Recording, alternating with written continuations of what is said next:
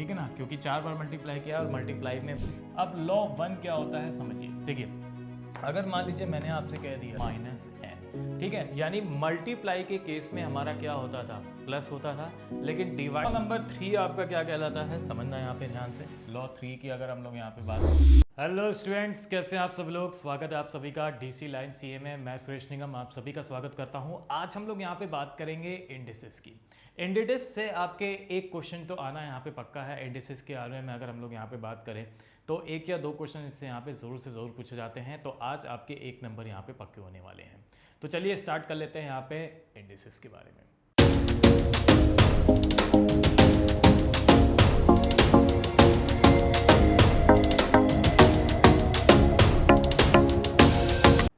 तो चलिए देखते हैं क्या होता है इंडिसेस। अगर इंडिसेस की अगर हम लोग बात करें तो सबसे पहले तो हमें ये समझना है कि इंडिसेस होता क्या है। ठीक है, देखिए, अगर हम a का मल्टीप्लाई, मान लीजिए a का मल्टीप्लाई मैंने यहाँ पे 3 टाइम्स किया, तो हम ये क्या कहेंगे कि हम कहेंगे a की पावर 3। हम क्या कहेंगे, a raise to the power 3, जिसको हम लोग कॉमनली यहाँ पे क्या बोलते हैं, a की पावर 3 बोलते हैं। a आपका क्या होता है, बेस होता है। a आपका क्या हो जाएगा, यहाँ पे बेस हो जाएगा, और 3 आपकी क्या होती है, यहाँ पे पावर्स होती है। 3 आपकी क्या हो जाएगी, यहाँ पे पावर्स हो जाएगी, ठीक है ना। तो हम लोग इसको बोलते हैं a raise to the power 3, यानी कॉमनली हम लोग क्या बोलते हैं, इसको a की पावर 3 बोलते हैं, ठीक है। अगर मैं a का मल्टीप्लाई 4 बार कर दूँ, a into a into a into a, तो हम लोग क्या बोलेंगे, a की पावर 4 बोलेंगे, ठीक है ना, क्योंकि 4 बार मल्टीप्लाई किया और मल्टीप्लाई में जो पावर्स होती है वो हमारे पास क्या हो जाती हैं, ऐड हो जाती हैं। इसी तरीके से अगर मान लीजिए a का मल्टीप्लाई मैंने m टाइम्स कर दिया, a into a into a into A dash dash dash dash dash dash m times, तो हम इसको क्या बोलेंगे, यहाँ पे हम बोलेंगे a की पावर m, ठीक है। हम लोग इसको क्या बोलेंगे, a की पावर m। तो अगर 3 टाइम्स किया है तो 3, 4 टाइम्स किया है तो पावर कितनी हो जाएगी, 4 हो जाएगी। इसी तरीके से m टाइम्स अगर हम लोग यहाँ पे करेंगे तो वो क्या हो जाएगा, हमारे पास a की पावर m हो जाएगा, ठीक है। अब इंडिसेस पे क्वेश्चंस कैसे आते हैं, इंडिसेस पे बेसिकली यहाँ पे इनके लॉज होते हैं और उनके लॉज के अकॉर्डिंग यहाँ पे क्वेश्चंस बनते हैं। तो चलिए एक एक करके सबसे पहले हम लोग डिस्कस कर लेते हैं क्या यहाँ पे कितने लॉज होते हैं और कौन कौन से होते हैं। तो सबसे पहले हम लोग बात करेंगे लॉ 1 की।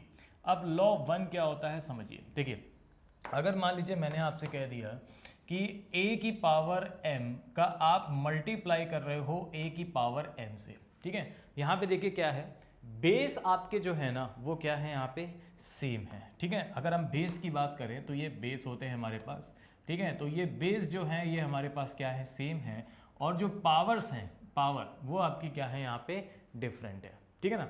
तो अगर मैं कहूँ यहाँ पे कि a की पावर m का मल्टीप्लाई अगर आपने a की पावर n से किया है, ठीक है, तो ये क्या रिजल्ट देगा, बेस आपके अगर सेम है, पावर डिफरेंट है, तो ये बन जाएगा हमारे पास a की पावर क्या हो जाएंगे, हमारे पास ऐड हो जाएंगी, यानी n प्लस n। पावर क्या हो जाएगी हमारे पास, m प्लस n। तो मल्टीप्लाई के केस में जो पावर्स होती है ना वो हमारे पास क्या हो जाती हैं, ऐड हो जाती हैं। तो a की पावर m इंटू ए की पावर n क्या कहलाएगा हमारे पास, a की power m plus n। This is the first law. ये आपका कौन सा लॉ होता है, फर्स्ट लॉ होता है हमारे पास, ठीक है ना। चलो आगे बढ़ लेते हैं। सेकेंड लॉ की अगर हम लोग यहाँ पे बात करें तो सेकेंड लॉ आपका क्या कहलाता है, सेकेंड लॉ के केस में हम लोग देखते हैं। देखिए, सेकेंड लॉ की अगर हम लोग बात करें, लॉ नंबर 2, सेकेंड लॉ आपका क्या कहलाता है। सेकेंड लॉ आपसे ये कहता है कि अगर मान लीजिए आपका a की पावर m और डिवाइड हो जाए a की पावर n से। अभी हमने क्या किया था, मल्टीप्लाई किया था, अब हम क्या कर रहे हैं, यहाँ पे डिवाइड कर रहे हैं, ठीक है ना। तो अगर a की पावर m का a की पावर n से डिवाइड होता है तो ये रिजल्ट क्या देगा, तो ये जो पावर होती है ऊपर चली जाती है, दैट इज द a की पावर m माइनस n, ठीक है। यानी मल्टीप्लाई के केस में हमारा क्या होता था, प्लस होता था, लेकिन डिवाइड के केस में हमारा क्या हो जाएगा, यहाँ पे माइनस हो जाएगा। डिवाइड के केस में हम लोग क्या कर देंगे, माइनस कर देंगे। अच्छा, एक पॉइंट यहाँ पे और भी समझना है, एक पॉइंट आपका और है यहाँ पे क्या, कि अगर मैं आपसे कहूँ कि a की पावर माइनस m है, क्या इसको हम ये लिख सकते हैं 1 अपॉन a की पावर m, बिल्कुल, ठीक है। तो अगर माइनस में है और आप इसको अपॉन में लाना चाहते हो तो आप इसको इस तरीके से लिख सकते हो, तो जो माइनस वाली वैल्यू है वो प्लस में हो जाएगी, और अगर आप इसको ऊपर ले जाना चाहते हो तो a की पावर माइनस m हो जाएगा। तो इस तरीके से हम लोग इसको यहाँ पे समझ सकते हैं, ठीक है। तो ये आपका कहलाता है लॉ नंबर 2। बोलो, क्लियर हो गया सभी को। ठीक है, चलो आगे बढ़ते हैं। लॉ नंबर 3 आपका क्या कहलाता है, समझना यहाँ पे ध्यान से। लॉ 3 की अगर हम लोग यहाँ पे बात कर लें, लॉ 3 में आपसे ये कहता है हमारे पास कि अगर आपको कह दिया जाए इफ ए की पावर m और इस पूरे की होल पावर n, ये आपसे क्या कहेगा, a की पावर m की होल पावर n, ये आपका क्या होता है, तो ये आपका होता है a की पावर m इंटू n, यानी m का मल्टीप्लाई किससे हो जाता है बच्चों, n से हो जाता है। तो ये आपका कहलाएगा क्या, a की पावर m की होल पावर n हो जाएगी हमारे पास a की पावर m इंटू n। बोलो क्लियर है, बहुत बढ़िया। चलो आगे इसी में एक पॉइंट और समझ लेते हैं हम लोग यहाँ पे, और वो एक पॉइंट यहाँ पे क्या कहलाता है, ध्यान समझिएगा, अगर किसी की भी पावर 0 है तो उसकी वैल्यू हमारे पास क्या होती है, 1 होती है। अगर किसी की पावर आपको 0 दे रखी है ना, तो उसकी वैल्यू जो हो जाएगी हमारे पास वो कितनी हो जाएगी, 1 हो जाएगी। ठीक है, चलो आगे हम लोग एक पॉइंट यहाँ पे और समझ लेते हैं नेक्स्ट लॉ की, अगर हम लोग यहाँ पे बात करें। ठीक है, नेक्स्ट लॉ आपका क्या कहलाता है, ध्यान समझिएगा, 2 पॉइंट है यहाँ पे। पहला, अगर आपसे कह दिया जाए कि इफ a की power m is equal to है a की पावर m में, पहला चीज। दूसरा पॉइंट, अगर आपसे कह दिया जाए कि इफ यहाँ पे कि a की power m is equal to है b की पावर n के, तो देखिए पहले वाले केस में अगर हम लोग यहाँ पे बात करें पहले वाले केस की, तो पहले वाले में देखिए क्या हो रहा है, बेस आपका सेम है दोनों तरफ और पावर क्या है, डिफरेंट है। तो ध्यान रखिएगा, अगर ऐसा दे रखा है कि इफ a की power m is equal to a की पावर n, बेस आपके सेम है तो पावर्स भी आपकी क्या होंगी, सेम होंगी। तो यानी हम यहाँ पे कह सकते हैं कि m इज इक्वल टू क्या होगा हमारा, n होगा। ठीक है ना। और अगर यहाँ पे आपका जो वैल्यू की अगर हम लोग यहाँ पे बात करें, ठीक है, यहाँ पे अगर हम वैल्यू की बात करें यहाँ पे, तो अगर इसमें मान लीजिए ऐसा दे दिया जाए आपसे कि a की power n is equal to a की b की पावर n, अगर आपकी पावर्स क्या है यहाँ पे सेम है, तो बेस आपका क्या हो जाएगा, सेम हो जाएगा। ठीक है, तो यहाँ पे हम कह सकते हैं a is equal to b। ठीक है, तो ये इसका वाइस वर्सा होता है। तो अगर पावर्स यहाँ पे सेम है तो बेस ऑलरेडी सेम होगा, अगर पावर्स यहाँ पे डिफरेंट है, पावर्स बेस यहाँ पे सेम है तो पावर्स आपकी सेम होंगी। ठीक है, तो ये हम कह सकते हैं यहाँ पे इस तरीके से। बोलो क्लियर है, चलो आगे बढ़ते हैं। अब देखते हैं, ये तो सारे लॉज हो गए और ये सारे लॉज आपको पता होने चाहिए, सिंपल से लॉज हैं, सिंपल सा क्वेश्चन आता है, इसमें बहुत ज़्यादा नहीं है। ठीक है, तो चलो आगे बढ़ लेते हैं। अब यहाँ पे देखते हैं कि इस पे क्वेश्चन जो है ना वो किस टाइप से यहाँ पे पूछे जाते हैं। ठीक है ना, चलो भाई क्वेश्चंस की हम लोग यहाँ पे बात कर लेते हैं। तो क्वेश्चन यहाँ पे क्या होता है, किस टाइप से क्वेश्चन आते हैं, समझते हैं यहाँ पे क्वेश्चंस के बारे में। अगर हम क्वेश्चंस की यहाँ पे बात करें तो क्वेश्चन किस टाइप में आएंगे, जैसे ये है आप सभी के सामने पहला क्वेश्चन, और ये क्वेश्चन आपका पूछा गया था मई 2025 में। क्या क्वेश्चन पूछा गया था यहाँ पे बच्चों, ध्यान से समझो। इस क्वेश्चंस की अगर हम लोग बात करें तो आपसे कह रहा था कि 4 की power x is equal to 5 की power y is equal to 20 की पावर z। आपसे कह रहा था कि फाइंड z की वैल्यू हमें बतानी है। तो देख चीज समझना है यहाँ पे, 4 की power x is equal to 5 की power y is equal to 20 की पावर z दे रखा है। तो ये दे रखा है 4 की power x is equal to 5 की power y is equal to 20 की पावर z। ठीक है, क्या हम इसको इक्वल टू में एक कांस्टेंट मान सकते हैं, एक कांस्टेंट लेट कर सकते हैं, बिल्कुल लेट कर सकते हैं। मैंने मान लिया यहाँ पे k। तो हम ये भी कह सकते हैं यहाँ पे कि 4 की पावर x जो है वो k के इक्वल है, कह सकते हैं, हाँ बिल्कुल कह सकते हैं सर। तो अगर 4 की power x is equal to k है, तो अगर मैं कहूँ कि 4 की वैल्यू क्या होगी, तो ये जब इधर जाता है ना इस तरफ, तो अगर पावर में है तो ये 1 अपॉन में चला जाएगा, 1 अपॉन में जाएगा तो पावर में हो जाएगा। तो यानी 4 इज इक्वल टू हो जाएगा k की पावर 1/x। बोलो कह सकते हैं यहाँ पे, बहुत बढ़िया। चलो इसी तरीके से हम ये भी कह सकते हैं कि 5 की पावर y भी है जो k के इक्वल है। तो 5 की पावर y इज अगर k के इक्वल है कांस्टेंट के, तो 5 इज इक्वल टू कितना हो जाएगा, k की पावर 1 अपॉन y हो जाएगा, कह सकते हैं बिल्कुल हाँ सर। ठीक है, चलो आगे बढ़ लो। अब 20 की power z is equal to कितना है, यहाँ पे k है, तो 20 की power z is equal to कितना दे रखा है, यहाँ पे k दे रखा है। तो क्या हम कह सकते हैं 20 इज इक्वल टू कितना हो जाएगा, k की पावर 1/z। बोलो यहाँ तक सभी को क्लियर हो गया, कोई डाउट नहीं। अब मुझे ये पता है कि सर अगर मैं 4 का मल्टीप्लाई 5 से करूं तो कितना आता है हमारे पास, 20 आता है। बहुत बढ़िया, आता है 20। तो 4 की वैल्यू रख दो, k की पावर 1/x, k की पावर 1/x इंटू 5 की वैल्यू रख दो k की पावर 1/y, k की पावर 1/y और 20 की वैल्यू रख दो k की पावर 1/z।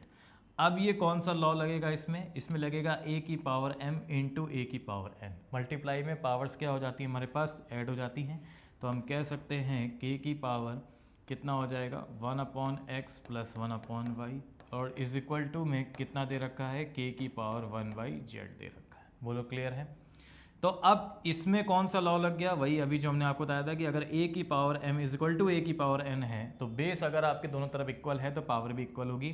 तो हम कह सकते हैं कि 1/x plus 1/y is equal to कितना हो जाएगा 1/z के। तो अगर मुझे z की वैल्यू चाहिए तो z को उधर ले जाओ, तो इसको हम क्या लिख सकते हैं यहाँ पे xy कॉमन कर लो, तो ये हो जाएगा y plus x upon x y is equal to 1/z। तो z की वैल्यू कितनी आ जाएगी, क्रॉस मल्टीप्लाई कर लो तो एक्स वाई अपॉन कितना हो जाएगा हमारे पास x plus y. That is the correct answer. तो आपसे बोला गया था कि z की वैल्यू बताइए, तो z की वैल्यू हो जाएगी हमारे पास x y upon x plus y. ये आपसे पूछा गया था मई 2025 में। चलो आगे बढ़े, नेक्स्ट क्वेश्चन आ जाओ। अगला क्वेश्चन यहाँ पे ये था हमारे पास और ये आपसे पूछा गया था जनवरी 2025 में। क्या क्वेश्चन रहा था कि आपसे कह रहा है कि x की वैल्यू आपको दे रखी है √2 प्लस 1/√2, y की वैल्यू आपको दे रखी है √2 माइनस 1/√2 और आपसे बोला गया है x square plus y square की वैल्यू बताइए। तो देखो आपको बच्चों पता होगा कि x प्लस वाई का होल ऑफ स्क्वायर क्या होता है, जानते हैं आप सभी लोग। x प्लस वाई का होल ऑफ स्क्वायर क्या होता है, x प्लस वाई का होल ऑफ स्क्वायर होता है यहाँ पे x square plus y square plus 2xy, यही होता है हमारे पास। हमें चाहिए x square plus y square, इसको उधर ले आओ। तो इसकी जगह हम x square plus y square की जगह हम क्या लिख सकते हैं, यहाँ पे x square plus y square की जगह हम लिख सकते हैं एक्स प्लस वाई का whole of square, x plus y का होल ऑफ स्क्वायर और माइनस का हो जाएगा 2x और y।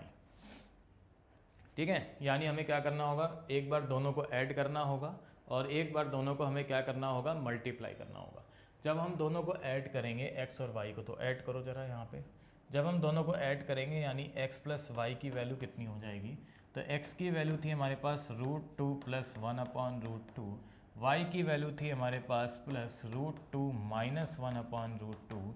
तो क्या हो जाएगा हमारे पास कि ये माइनस का ये कैंसिल आउट हो जाएगा, x प्लस वाई की वैल्यू आ गई √2 प्लस √2 यानी 2√2। तो यहाँ पे रख दो 2√2 और इसका क्या हो रहा है, स्क्वायर हो रहा है -2।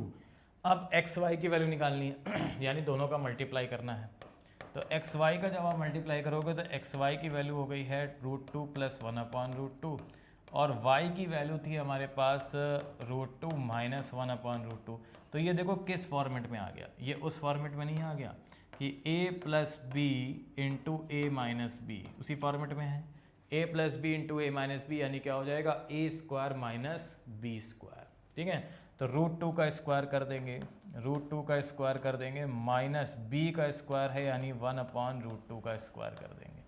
तो √2 का स्क्वायर कितना हो गया बच्चों, बताओ जरा, 2। यहाँ पे सॉल्व कर रहा हूँ, 2 हो जाएगा माइनस 1/√2 का स्क्वायर करोगे तो 1/2 हो जाएगा। सॉल्व करेंगे तो ये कितना हो जाएगा 3/2। तो यहाँ पे रख दो 3/2। बोलो क्लियर है।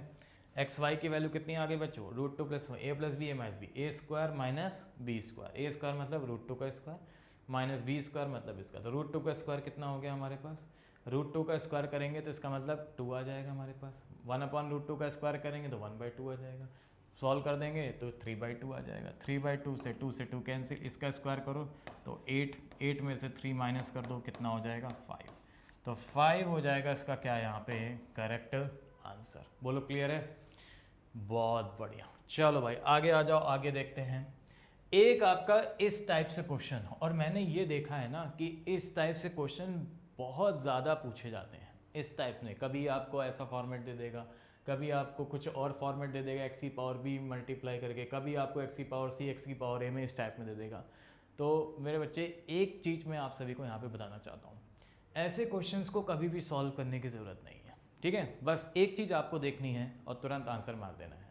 क्या, आप ध्यान से समझना यहाँ पे कि जब भी आपको ये क्वेश्चन, जैसे ये क्वेश्चन आपको दिया गया है, ठीक है ना, ये क्वेश्चन आपको गिवन है सितंबर 2024 में पूछा गया था, तो ये जैसा क्वेश्चन यहाँ पे दिया गया, अब इसमें कुछ भी हो, कैसा भी हो, अलग डिज़ाइन भी हो, बस आपको एक चीज़ चेक करनी है, क्या इसमें सिमेट्रिक फॉर्म लग रही है। अब आपका ये क्वेश्चन होगा सर सिमेट्रिक फॉर्म क्या होता है, ठीक है, या फिर हम इसको ऐसे भी कह सकते हैं एक सिंपल सी लैंग्वेज में, ठीक है, साइक्लिक ऑर्डर क्या लग रहा है। साइक्लिक ऑर्डर मतलब रिपीटिशन हो रहा है। सिमेट्रिक फॉर्म मतलब क्या होती है समझना यहाँ पे। सिमेट्रिक फॉर्म मतलब ये होती है कि हमें, जैसे अगर मैं आपसे कह दूँ कि a प्लस बी, फिर आपसे कह दूँ b प्लस सी, फिर आपसे कह दूँ c प्लस ए, तीनों का एक सिमेट्रिक फॉर्म आ रहा है, a plus b, b plus c, c plus a, इसी फॉर्मेट में। तो इसी फॉर्मेट में कुछ ना कुछ वो देगा, चाहे प्लस में, चाहे डिवाइड में, चाहे कुछ भी दे। तो जैसे आपसे कह रहा है एक्स की पावर बी अपॉन एक्स की पावर बी, अब देखो b प्लस सी माइनस ए दे दिया, b प्लस सी माइनस ए दे दिया, आगे दे देगा c प्लस ए माइनस बी दे देगा, एक फॉर्म हो गई, फिर आपसे दे देगा a प्लस बी माइनस सी दे देगा, और इस फॉर्मेट में दे रहा है। तो कभी भी अगर सिमेट्रिक फॉर्म अप्लाई हो रही हो, ठीक है, सिमेट्रिक फॉर्म ध्यान से रखना, जब सिमेट्रिक फॉर्म अप्लाई होगी तो आपको कुछ नहीं करना है, कुछ भी नहीं करना है, यहाँ पे आंख बंद करके सीधे आंसर कर देना है, यहाँ पे कितना 1, बस और कुछ नहीं है, ठीक है 1, क्योंकि ये आएगा लास्ट में x की पावर, सारे कट जाएंगे, 0 आ जाता है, और x की पावर 0 कितनी होती है 1, बस सीधे खत्म, ठीक है। अगर x के पावर में दे रखा हो, पावर में नहीं दे रखा होता है तब आपका 0 आता है, लेकिन पावर में दे रखा हो तो x की पावर 0 होगी, उसका वैल्यू 1 होगी, ठीक है ना। चलो आगे आ जाओ, अब आ जाते हैं ये वाले क्वेश्चंस को, ठीक है। ये आपसे पूछा गया था जून 2024 में, कैसे सॉल्व करेंगे। अब यहाँ पे देखो क्या दे रखा है, f2 की पावर x, आपको दे रखा है 2 की पावर x बराबर 4 की पावर y बराबर 8 की पावर z। तो आपसे दे रखा है यहाँ पे 2 की power x is equal to 4 की power y is equal to 8 की power z is equal to कितना दे रखा है 8 की पावर z दे रखा है। और आपसे कह रहा है कि 1/2x plus 1/4y plus 1/6z की वैल्यू कितनी है 24/7 है। तो आपसे कह रहा है z की वैल्यू बताओ। तो बहुत सिंपल है, देखो इस 2 की पावर x को ऐसे लिखा रहने दो, इसको हम क्या लिख सकते हैं 2 का स्क्वायर और इसकी पावर y लिख सकते हैं, ठीक है। इसको हम क्या लिख सकते हैं 2 की पावर 3 और इसकी पावर z लिख सकते हैं, हाँ ठीक है सर बढ़िया। तो 2 की पावर x को ऐसे लिखा रहने दो, इज इक्वल टू क्या हो गया 2 की पावर a की पावर m की होल पावर n, तो a की पावर mn, लॉ वाला रूल लग जाएगा, यानी 2 की पावर 2y हो जाएगी। इधर कितना हो जाएगा 2 की पावर 3z हो जाएगा। अब देखो बेस आपके इक्वल है तो पावर्स भी आपकी इक्वल होंगी, यानी हम कह सकते हैं x की वैल्यू इक्वल है 2y के इक्वल है 3z के, यानी x is equal to 2y is equal to 3z आ गया। अब आपको दे रखा है कि 1/2x plus 1/4y plus 1/6z और इसकी वैल्यू आपको दे रखी है 24/7, और आपसे क्या बोला गया है z की वैल्यू निकालनी। तो एक बात बताओ, अगर मैं इन सभी को z में कन्वर्ट कर दूं तो z की वैल्यू आ जाएगी, क्योंकि मुझे z चाहिए। तो 1/2 और x की जगह हम क्या लिख सकते हैं, x इक्वल टू कितना है 3z है, यहाँ रख दो 3z, ठीक, प्लस 1/4 इंटू y है, तो y इज इक्वल टू देखो कितना हो जाएगा, यहाँ पे कितना है 4y है, और हमें पता है कि 2y इज इक्वल टू कितना होता है 3z होता है। अगर 2y is equal to 3z है तो अगर मैं 2 का मल्टीप्लाई कर दूं बोथ साइड तो क्या हो जाएगा 4y is equal to 6z हो जाएगा, रख दिया 4y is equal to 6z रख देंगे, बहुत बढ़िया। चलो आगे आपको 6z तो z की फॉर्म में दे ही रखा है, उस टोटल की वैल्यू दे रखी है 24/7। चलो भाई फटाफट सॉल्व करो, ये कितना हो गया 1/6z, ये कितना हो गया 1/24z। और आप अगर वैसे भी रखते हैं ना, आप y की वैल्यू निकाल के भी रखते हैं, चलो कोई बात नहीं, आप y की वैल्यू निकाल के भी रखते हैं तो y की वैल्यू कितनी आती है यहाँ पे 3/2 इंटू z आती। तो आप अगर 3/2 रखते हैं यहाँ पे 3/2 तब भी आपका 6 हो जाता, ठीक है ना। तो वही चीज़ है, क्लियर। हाँ भी बताओ, अगर हम 3/2 रखते हैं, ठीक है, अगर हम यहाँ पे कितना रखते हैं आप बताओ, जैसे मान लो यहाँ पे हो गया 4y, अब 4y की वैल्यू चाहिए। अब अगर हम y की वैल्यू यहाँ पे पुट कर दें, मान लो आप ऐसा ना कर दें, आपको दे रखा था 2y is equal to 3z, ठीक है ना, 2y, तो 2y इज इक्वल टू आपको दे रखा था 3z। आप ऐसा अगर करते कि कि 2y इज इक्वल टू 3 होता है, तो y की वैल्यू कितनी हो जाती है, y की वैल्यू हो जाती है 3/2 इंटू जेड हो जाती है यहाँ पे y की वैल्यू।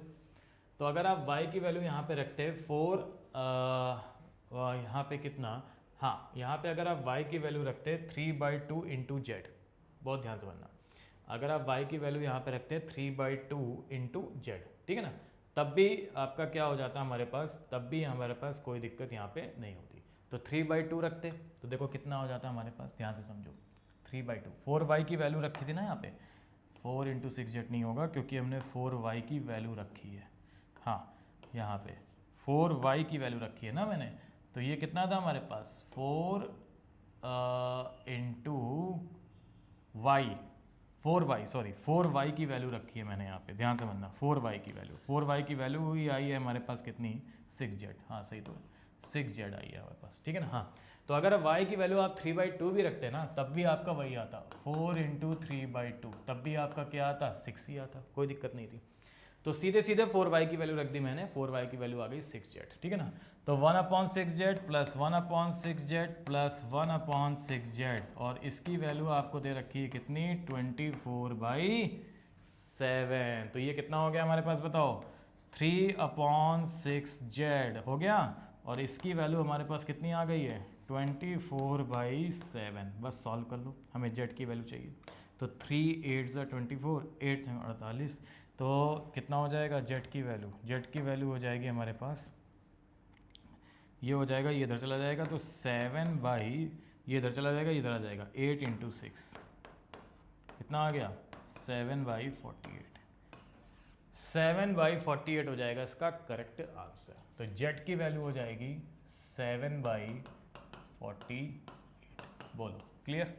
तो इस तरीके से हम लोग यहाँ पे इसको सॉल्व कर सकते हैं। मैंने यहाँ पे डायरेक्ट 4y की वैल्यू रख दी थी, मैंने 2 से मल्टीप्लाई किया, 4y की वैल्यू आ गई 6z, आप y की वैल्यू निकाल के भी कर सकते हो, ठीक है ना। तो इस टाइप से यहाँ पे जो है वो क्वेश्चन बन सकते हैं आपके इंडिसेस के, ठीक है। तो ये था हमारे पास इंडिसेस। चलो आज के लिए रखते हैं, थैंक यू सभी को, टेक केयर, बाय बाय।